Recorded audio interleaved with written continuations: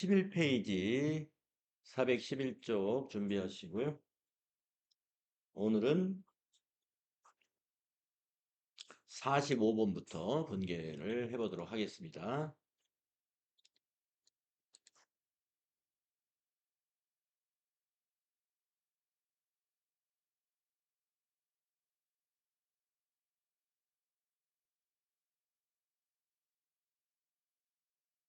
자, 45번 보시게 되면은 당사가 장기 투자 목적으로 보유하던 상장 주식, 상장회사 주식을 다음과 같은 조건으로 처분하고 처분 대금은 한국은행 보통예금 계좌로 입금하였다라고 되어 있습니다.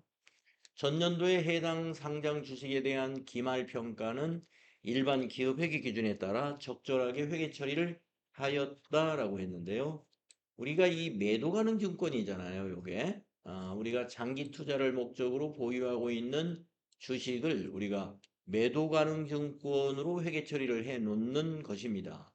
그래서 전년도 1월 31일 날 요 700만 원의 이 주식을 매입을 했었고, 그리고 전년도 결산 때 500만 원으로 가격이 하락해 가지고 이 500만 원으로 평가가 이루어진 거예요. 그런데 그러면 700만 원에서 500만 원이니까 바로 200만 원만큼의 평가 손실이 발생을 했는데, 이 200만 원의 평가 손실은 전년도의 손익에 반영하는 것이 아니죠. 뭐로 반영했죠? 예, 자본으로 반영해 가지고 기타 포괄손익 누계액에 해당되는 분류를 해서 단기로 넘어와 있어요. 요 200만 원의 매도하는 중과 평가 손실이 전기의 손익에 반영된 것이 아니라 이걸 자본 처리해 가지고 지금 단기로 넘어와 있는 상태예요. 그런데 그 주식을 이번에 처분했어요. 그러면 이것도 어떻게 해요? 이것도 정리해야 된다 이거죠. 그래서 매도하는 증권을 처분할 때의 회계 처리, 즉 분개는 그 처분한 것만 딱 회계 처리하면 안 되고 전기말 평가 때 우리가 기업 회계 기준에 따라서 적절히 처리한 회계 처리 사항을 감안해 가지고 그 부분을 같이 정리를 해줘야 됩니다. 그래서 여기서 지금 주어진 자료에 의하면은 전년도 말에 200만 원의 매도가능 증권 평가 손실이 있었다는 걸 우리가 알 수가 있고, 이걸 정리하는 분개를, 매각 분개를 처분하는 분개를 할 때 이것도 같이 정리한다. 이렇게 알고 계시면 되겠습니다. 자, 그러면 분개를 한번 써보겠습니다. 45번에 차변에 돈을 우리가 팔았으면 돈을 받았잖아요. 얼마를 받았느냐? 보통예금으로 입금을 했는데요. 보통예금으로 입금했는데 600만 원에 처분했어요. 그러면 차변의 보통예금 은행이 한국은행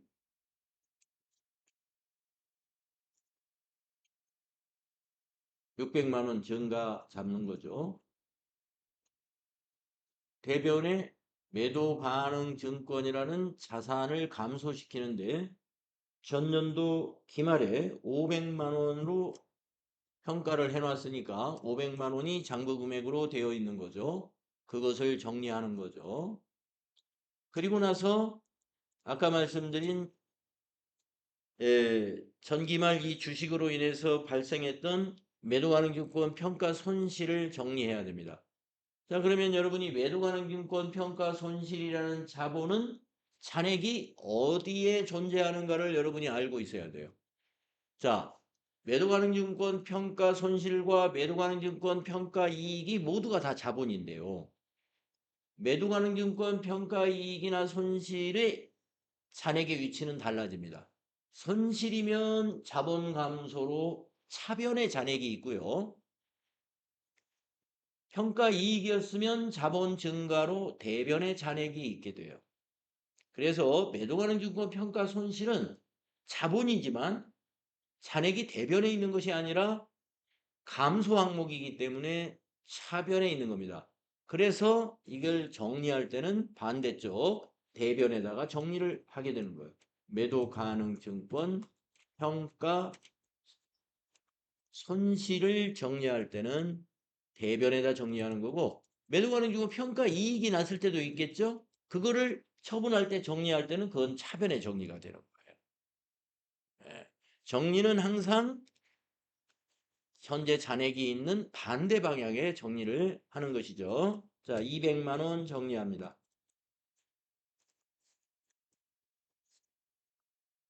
자, 그리고 이제 차변과 대변의 합계를 비교해 보시면 차변이 100만 원이 부족하죠. 이거는 손실이 났기 때문에 그래요. 손실이 난 거예요. 예. 전년도에 손실 난 200만 원을 감안해 가지고 계산을 해야 돼요. 예. 그래서 그 손실을 감안하면 당기에 손실이 난 겁니다. 그래서 매도 가능 증권 이번에는 처분 손실입니다. 처분 손실 그게 100만 원.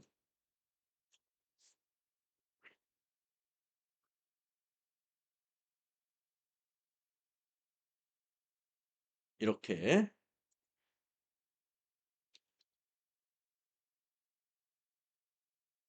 매도하는 증권 처분 손실과 매도하는 증권 평가 손실은 계정의 분류가 달라요. 매도하는 증권 평가 손실 대변에 기입했으면 요거는 자본의 증가 이렇게 자본의 증가. 자, 매도하는 증권 처분 손실 차변에 기입했죠? 비용 발생입니다. 영업의 비용. 대변에 매도하는 증권 500만 원 이건 뭐예요? 자산의 감소. 자산의 감소. 또 차변의 보통예금 이건 뭐예요? 자산의 증가. 네. 자, 결합관계 여러분 헷갈릴까봐 제가 한번 정리해 드리는 거예요. 대변에 매도하는 증권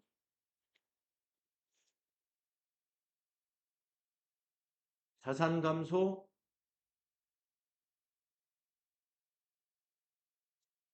대변에 매도하는 증권 평가 손실 자본 증가 차변의 보통예금 자산 증가 차변에 매도하는 증권 평가 손실 이거는 비용이에요. 자, 회계의 등식이 성립되는지 이거 한번 해볼까요? 회계의 등식은 자산은 부채 더하기 자본이다라는 등식이 언제나 성립돼야 된단 말이죠.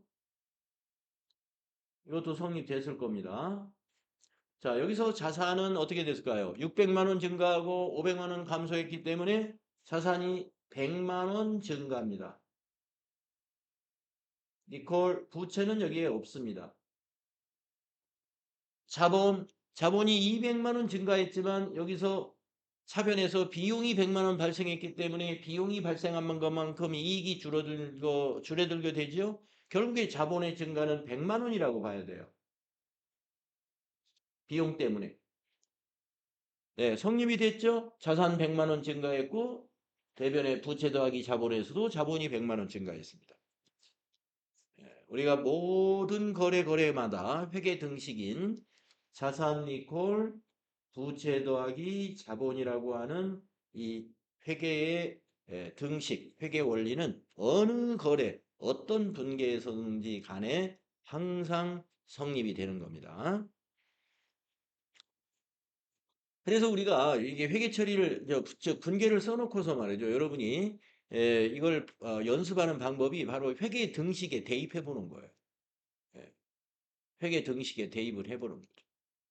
그래야 결합관계라든가 이런 것까지 완전히 다 이해하게 되는 겁니다. 계정의 분류, 결합관계, 회계 원리 이런 것이 이 분계에서 이렇게 회계 등식의 대입까지를 또 결합관계까지 다 써보고 등식에 또 대입해보고 이런 연습이 자주 하시게 되면은 여러분이 에,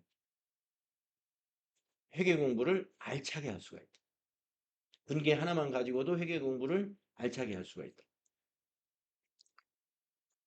자꾸 해보셔야 될 거로 봐요. 자꾸 해보셔야 여러분이 뭔가 놓치고 있는 것이 발견이 됩니다. 잘 안 된다. 나는 왜 회계 등식이 잘 만들어지지가 않지?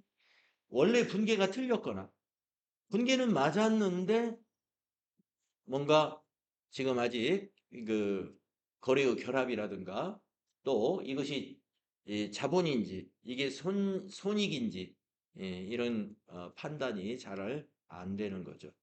그런 판단이 잘 안 될 때 그 여러분이 노트를 했다가 학원에 저를 만났을 때 질문하시면 돼요. 이게 나는 해석이 안 된다.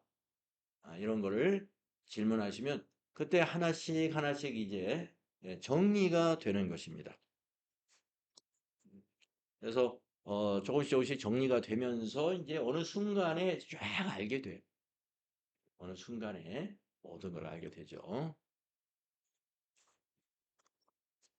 처음에 시작할 때는 잘 안 됩니다. 자꾸 자꾸 연습이 필요합니다. 그래서 지금 우리가 여기 이 교재에서도 이 분계를 한 100개 정도를 넣어놨는데 잘 넣는 것 같아요. 이걸 전부 다 시험 문제 형식으로 만들기는 참 어려운 거거든요. 그래서 근데 이제 분계 연습으로 이렇게 해놓으니까 집중해서 분계를 연습할 수가 있어서 좋은 거예요.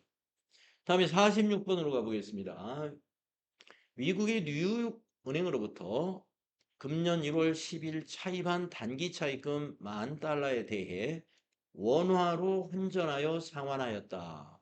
네, 1월 달에 빌린 10,000달러를 이번에 며칠인지는 몇 월인지는 모르겠네요. 상환했다는 겁니다. 상환 시 환율은 달러당 1,200원이었다. 그러면은 차입할 때 환율은 차입 시 1,300만 원이다. 예, 그러면은 우리가 알 수 있겠네요. 자, 10,000달러가 1,300만 원이었다면은 이 차입 시에는 달러 환율이 그 1,300원이었다는 얘기죠. 예, 1,300원이었어요. 근데 상환할 때는 1,200원이에요. 환율이. 그러면 이 그 외화의 부채를 갚을 때 이익이 납니다. 이익이 나게 돼 있어요. 환전 수수료나 기타 부대 비용은 없다고 가정합시다. 네, 좋아요. 자, 1월 달에 빌린 10,000달러를 한 10월경에 갚았다고 보시고 1월 달에 환율은 1,300원이었고 10월 달 갚을 때 환율은 1,200원이다. 그러면 1달러당 100원의 이익을 보게 됩니다. 그것을 우리는 외화 환산 이익이라고 인식합니다. 외화 환산 이익이에요. 자, 그러면은 분계를 한번 써보겠습니다. 46번 차변의 부채가 감소하죠. 외화 단기 차입금이 되겠네요.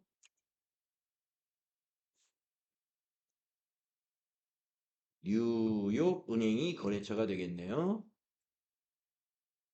1월 10일 날 1,300만 원으로 인식했습니다. 그러면 부채가 감소한 거 1,300만 원을 감소시켜야 되겠죠. 외화 단기 차입금 뉴욕은행 1,300만 원. 부채 감소입니다. 자, 대변에 우리가 이것을 현금으로 갚았다고 봐요. 네, 현금으로 할 수밖에 없네요. 지금 주어진 설명에 의하면 현금으로 상환했는데 10,000달러를 우리 한화로 1달러당 1,200원에 샀어요. 그러면 1,200만 원. 1,200만 원의 현금이 소비되었죠. 그래서 대변의 자산 감소 1,200입니다. 자, 부채 1,300만 원을 처리하는데 자산이 1,200만 원 감소됐어요. 100만 원 이익 받죠. 그 이익은 우리가 뭐라고 부르냐면 외화 때문에 이익을 본 거잖아요. 외화, 환산 이익이라고. 외화 환산 이익. 영업의 수익에 해당되는 개념가 분기예요. 아마 여러분이 이론 수업 들으실 때 외화환산이익, 외화환산 손실, 또 외환차익, 외환 손실. 예. 자, 비슷한 개정 과목이 있어요. 외화환산이익하고 뭐가 비슷해요? 외환차익. 예. 외환차익은 네 글자로 되어 있고 외화환산이익은 여섯 글자죠. 아유, 그래서 이거 제가 틀렸네요. 예. 참. 외화환산이익 고치겠습니다. 외환차익입니다. 예. 외환차익으로 좀 고쳐주세요. 자, 외환차익과 제가 지금 헷갈렸던 외화환산이익과 무슨 차이가 있는 개정 과목이냐? 두 개가 다 영업의 수익입니다. 자, 그런데 외환차익은 지금처럼 부채를 상환할 때라든가 외화 자산을 처분할 때, 예, 상환이나 처분할 때 환율 차이로 인해서 발생한 이익이 외환 차익이에요. 손실을 봤으면 외환 차손입니다. 언제요? 부채를 상환하거나 외화 자산을 회수할 때. 예. 외화 자산을 회수하거나 외화 자산을 고정 자산 같은 경우는 처분하는 거죠. 우리가 외화 자산 회수한다는 건 예를 들면은 외화 외상 매출금입니다. 자, 미국이나 일본이나 이런 데 수출할 때 달러로 이제 가격을 정해 가지고 우리가 기준 통화인 달러로 해서 이제 매출을 외상으로 수출을 한단 말이에요. 예. 그러면 그걸 한 달 후에 받기로 하고 수출을 했습니다. 그게 바로 외화 자산입니다. 외상 매출금이지만 계정 과목으로는 나중에 받을 때 달러로 받는 거잖아요. 외화 자산이에요. 그래서 만약에 1월 달에는 그때 환율이 1,300원이하고 1,300원이어 가지고 외상 매출금이 1,300만 원이었다고 봐요. 만 달러. 근데 만 달러를 10월 달에 받게 됐는데 환율이 올라가지고 1,500원이 됐다고 볼까요? 그러면 한 1달러당 200원씩 이익을 받게 돼요. 그래서 200만 원 외환 차익이 발생해요. 그럴 때도. 자, 그래서 정리하겠습니다. 외환 차익, 외환 차손은 외화 부채나 외화 자산을 상환하거나 회수할 때 환율 차이에 의한 수익과 비용을 처리하는 개념 과목입니다. 많이 좀 길어졌어요. 자, 그러면 외화 환산 여기다 써볼까요? 자, 제가 방금 헷갈렸던 외화 환산 이익과 외화 환산 손실은 이때 쓰는 게 아니고 기말에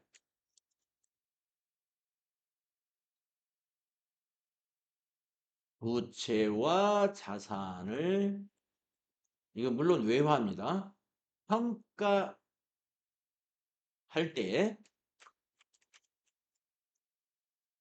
환율 차이 인식하는 개정입니다. 자, 그러니까 외화 환산 이익이나 외화 환산 손실은 기말에만 사용해요. 기말에만. 기말에. 결산 분기에서만 나타나는 거예요. 단기의 손익에 반영을 해버립니다. 예. 그래서 우리가 지금 46번처럼 결산 분기가 아닌 부채를 상환할 때 환율 때문에 이익이 났다. 이거는 외화 환산 이익이라고 하면 안 돼요. 외화 환산 이익이 아니고 외환 차익.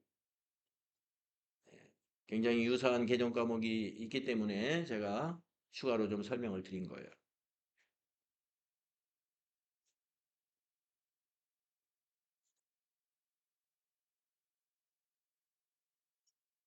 수출을 하는 법인이다 그러면 외화 자산을 회수할 때 이런 외환 차익이라든가 차손 같은 게 발생할 수 있겠죠.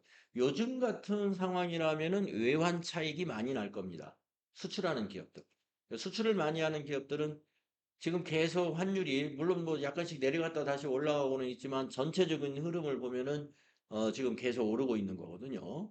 예, 그러면 우리가 수출하는 기업들이 과거에 6개월 전에 수출한 것을 지금 회수한다든지 예, 또는 뭐 몇 개월 전에 수출한 것을 회수할 때 그 당시보다 지금 환율이 굉장히 오르고 있다면 올랐어요. 그러면 우리가 회계상 영업의 수익 이런 외환 차익이 많이 발생합니다. 반대로 외국은행으로부터 차입을 한 부채를 가지고 있는 회사들이 요즘에 정산을 한다. 만기가 되어서 만약에 지금처럼 갚아야 된다. 뉴욕은행으로부터 가령 1년 전에 50만 달러를 만약에 차입을 했다. 뭐 1, 2년 전에 그랬다가 이제 장기 차입금을 이번에 갚는다 하면은 반대로 그런 회사 입장에서는 외환 차손 이게 영업의 비용이 많이 발생. 그래서 어, 재무 상태가 안 좋아지죠. 환율 때문에. 그래서 우리가 이 환율 차이만을 생각을 하면은 이렇게 웃는 회사도 있고 또 울어야 되는 회사도 있는 것이죠. 47번 문제 보겠습니다.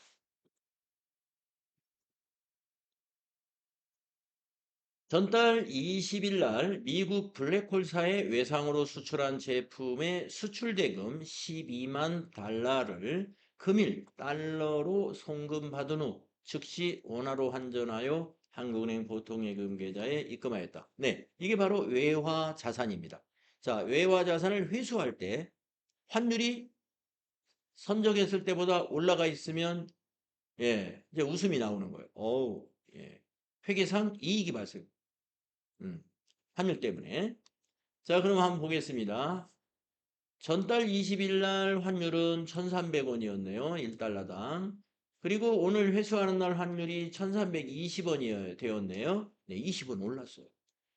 그래서 20원 곱하기 12만 달러만큼 외환 차익이 발생했어요. 그러면 한번 분개를 해보도록 하겠습니다. 자, 차변의 보통예금이죠. 보통예금이 입금시켰습니다. 한국은행. 그래서 얼마를 입금시켰냐면은 12만 달러를 원화로 환전해가지고 입금을 시켰다고 했으니까 12만 달러 곱하기 금일 환율 1320원, 1320원으로 환전을 했습니다. 그러면 158,400,000이 되네요.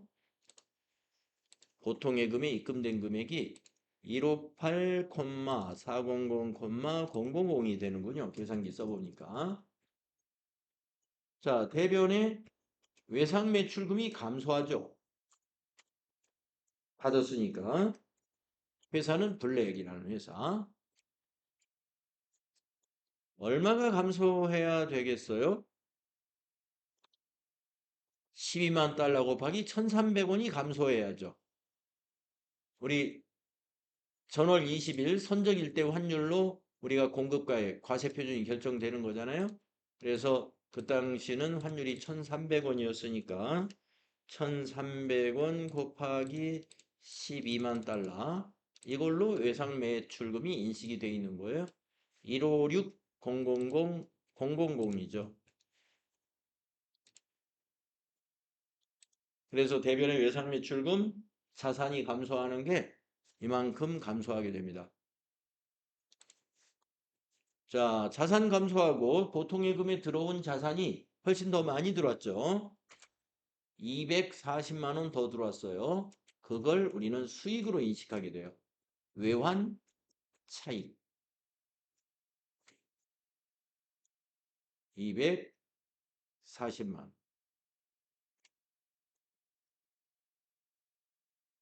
47번의 분계에서도 외환 차익이 발생한 거래가 되겠습니다.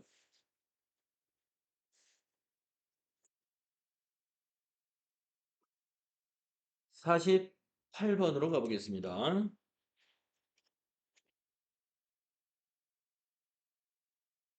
전기말 일본 혼다사에 무이자로 단기 대여해준 100만엔을 금일 한국은행 보통예금 계좌로 상환을 받았습니다.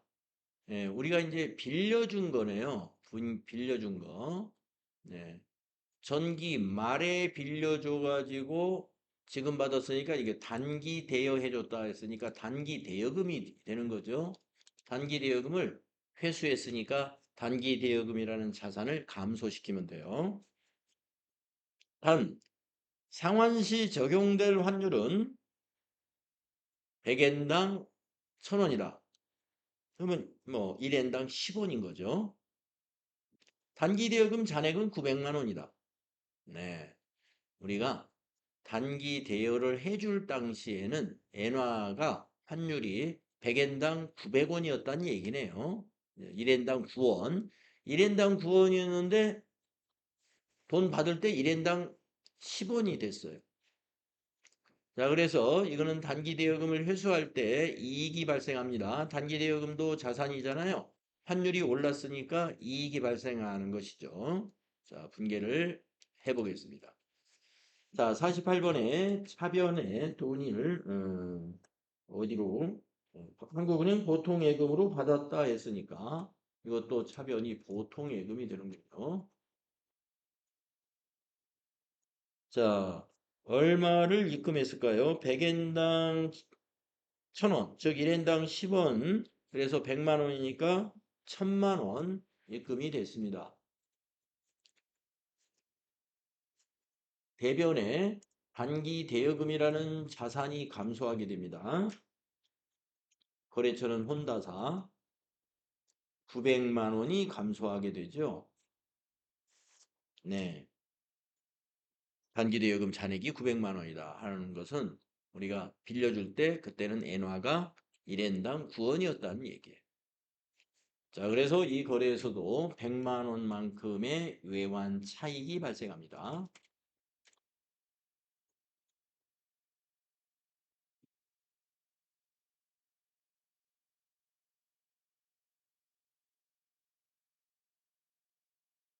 100만 원만큼의 외환 차익이 발생합니다.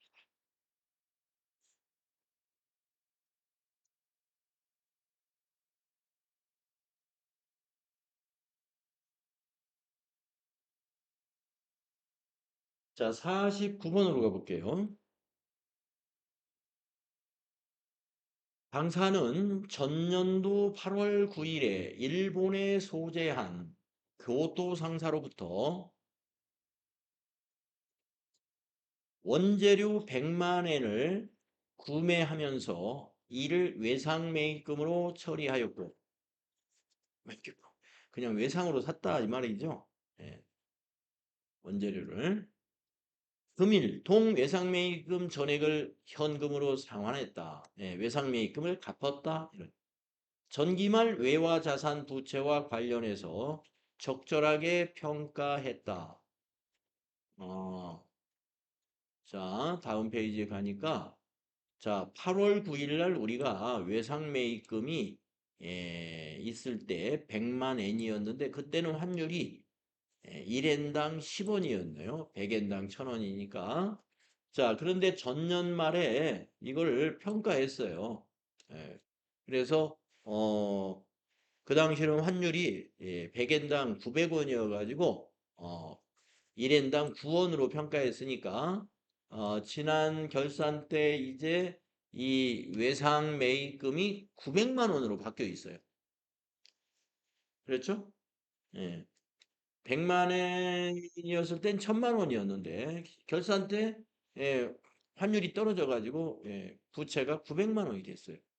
이때 인식되는 것은 이 작년 결산 때 외화 환산 이익이 100만 원 발생했어요. 작년 결산 때. 예. 자, 우리는 지금 이 시점에 회계 처리를 해야 된다 이거죠. 상환. 이때 환율이 100엔당 950원, 즉 1엔당 9.5원입니다. 자, 엔화는 그대로 100만 엔화예요. 100만 엔이에요. 100만 엔. 100만 엔을 곱하기 9.5 하게 되면은 950만 원이죠. 자, 그러면은 이번에 상환할 때는 손실을 봐요. 자, 전년도에 우리가 900원으로 평가를 해놨습니다. 외상매입금을. 900원으로 평가하면서 100만 원 이익 처리했어요. 지난해 손익에다가. 예, 환율이 떨어져가지고 부채가 감소했으니까. 근데 이번에 갚을 때는 환율이 좀 올랐어요. 그래가지고 이건 손실로 인식하게 돼요. 손실. 이때 사용하는 손실은 외환차손. 외환차손. 이때 인식했던 이익은 외화 환산 이익. 요 전년도 결산 때 인식했던 계정 과목은 외화 환산 이익 100만 원이었어요. 외화 환산 이익 100만 원. 이거는 전년도 결산에 손익에 반영이 됐어요. 그리고 이번에 우리가 이제 이 외상 매입금을 갚을 때는 환율이 올라가 가지고 50만 원 손실이 발생합니다. 900만 원을 950만 원으로 갚아야 되니까. 이해가 되실까요? 자, 분계를 한번 써보겠습니다. 요 분계만 하면 돼요. 우리는 지금 상환에 대한 분계.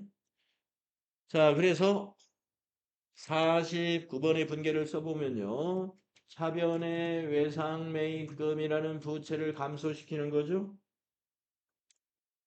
거래처는 교토상사죠. 작년 평가 때 100엔당 900원으로 평가했으니까 900만 원이죠. 그것이 감소하고 대변에 이것을 전액 현금으로 상환했습니다.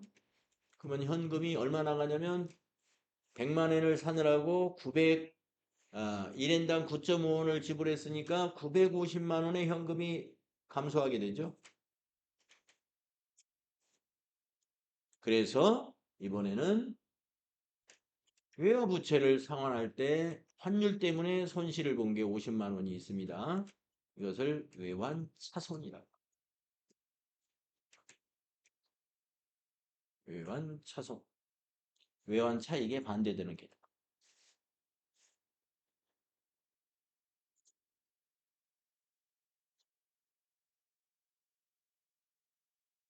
네. 자, 유사한 문제가 계속 나오는군요. 네, 요새 뭐 우리나라의 한화 환율이 지금 이슈가 되기 때문에 올해 만약에 이 출제위원들이 환율과 관련된 문제를 많이 내지 않을까 그런 생각도 듭니다. 기억을 더듬어 보면은 우리가 저기 때 코로나 코로나 때 그 저기 정부 보조금 코로나 때 정부 보조금 관련 문제를 참 많이 냈었어요. 한 2년간 계속 많이 낸. 그러니까 그때그때 어떤 사회적으로 이슈가 되는 것을 적절하게 잘 내는 것 같더라고요. 예. 이 한국공인회계사의 이제 회계사 분들이 출제를 주로 하겠죠. 물론 출제위원 중에 교수들도 있고 그러겠지만은 이거는 이제 한국공인회계사에서 주관을 하니까 현직에 지금 있는 사람들 공인회계사의 실무를 하는 분들이 출제를 하다 보니 이 기업의 상황을 잘 알고 있거든. 그러니까 무슨 문제를 낼까 할 때 요새 환율이 이슈니까 환율 관련된 문제를 어디 찾아볼까? 교재에서 교과서에서 환율 쪽에 관련된 부분이 있으면 딱 그걸 내는 거죠. 옛날에 코로나 때는 정부 보조금 많이 받았죠. 많은 기업들도 그렇고 자영업자들도. 그래서 정부 보조금 관련 문제를 많이들 냈었어요. 자, 50번 한번 해보겠습니다. 50번. 뉴욕은행으로부터 차입한 외화장기 차입금 10,000달러,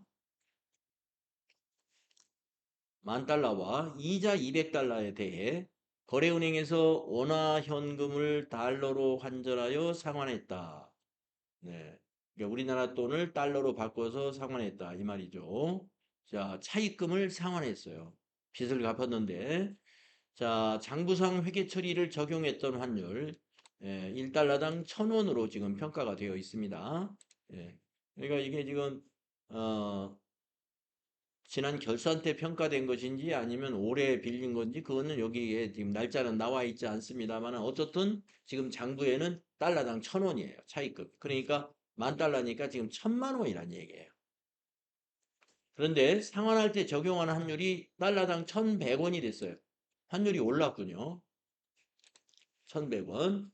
그러면 이때는 손실이 발생한다고 그랬죠. 예, 부채를 상환할 때 환율이 오르면 외환 차손이 발생합니다. 1달러당 100원이기 때문에 10,000달러니까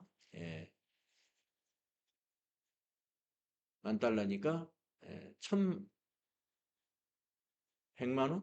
100만 원. 100만 원의 외환 차손이 발생합니다. 예.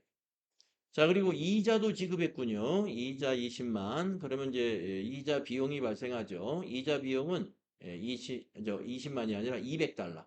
200달러는 1,100원으로 환산하면은 200달러 이자는 곱하기 1,100원 하시면 이자 비용을 22만 원으로 인식하면 되겠습니다. 이자 비용 22만 원을 포함해서 회계 처리를 한번 해볼까요? 자, 분계가 이렇게 됩니다.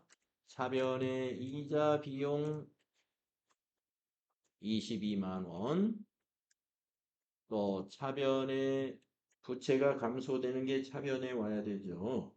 그래서 이게 외화 장기 차입금이라고 그랬죠? 외화 장기 차입금. 거래처는 뉴욕은행이라고 됐네요. 거래처 뉴욕은행 코드 걸어주고 10,000달러 곱하기 1,100원 그러면은 1,100만 원이죠.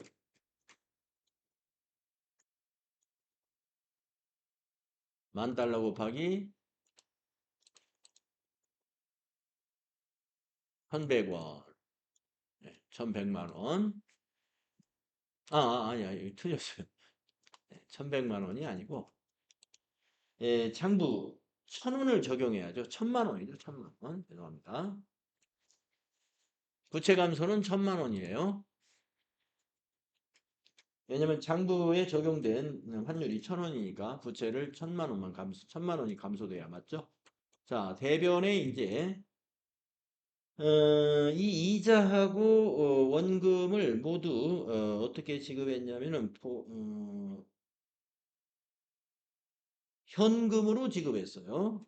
현금이 얼마냐면은 22만 원에다가 우리가 이 10,000달러를 현금으로 사는데 1,100원이 적용됩니다. 그러면 1,100만 원이죠. 그래서 1,122만 원 현금이 감소하게 되죠. 1,122만 원.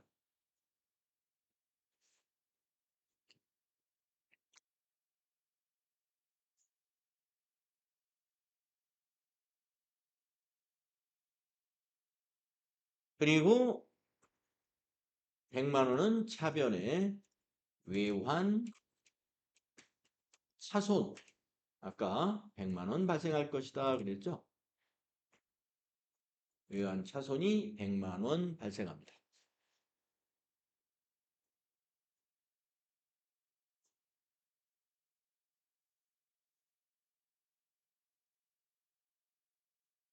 네. 자, 50번까지만 이번 시간은 하죠.